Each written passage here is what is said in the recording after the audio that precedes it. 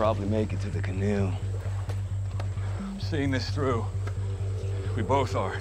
The fact that they're willing to do what they need to do to have something to take back to Negan and his group shows a very, very clear level of Rick's desperation. In spite of some of his closest and most beloved family members disagreeing with what he's doing, he's still doing this. We gotta get this back now. There are pockets of solidarity in the community, but everybody's in pain. Sean doesn't think this is living. No matter what impossible things they do, it's not to serve themselves, it's to serve someone else. For him to just keep doing this, because he knows lives will be lost, shows an enormous amount of strength of character. Whoa, hey! See, we've been waiting for hours just to see what you're gonna bring us, huh?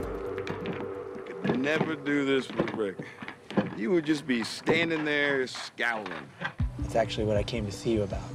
Negan does have a code. But you should know that Rick Grimes has a history of not working well with others.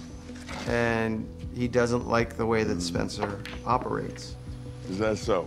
Spencer really does genuinely believe he could be a better leader than Rick and keep the town going for Negan. So I should put you in charge. That's what you're saying? We'd be much better off. Negan's the kind of person who sees through that.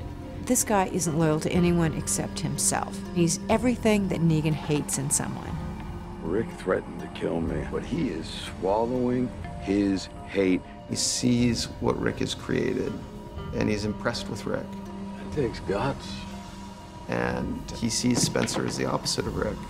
You got no guts.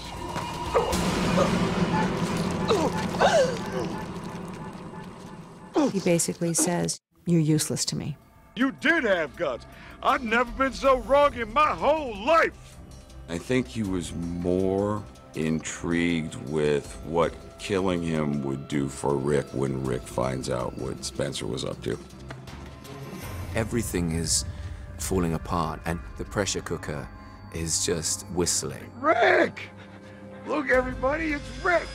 No matter what Rick does, he hasn't stopped the death count. However much you scavenged, it's not good enough because you're still in serious hole after today. He has to hold his nerve, just suck it up for this final moment, and then privately, you see it unraveling.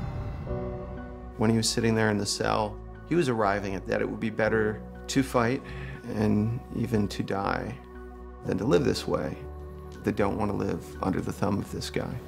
I had to go my way. But I realized I wanted it to be ours. Me and you.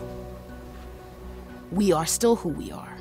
And I think finally the language comes to her of the fact that they have to go forth. We can fight them, Rick.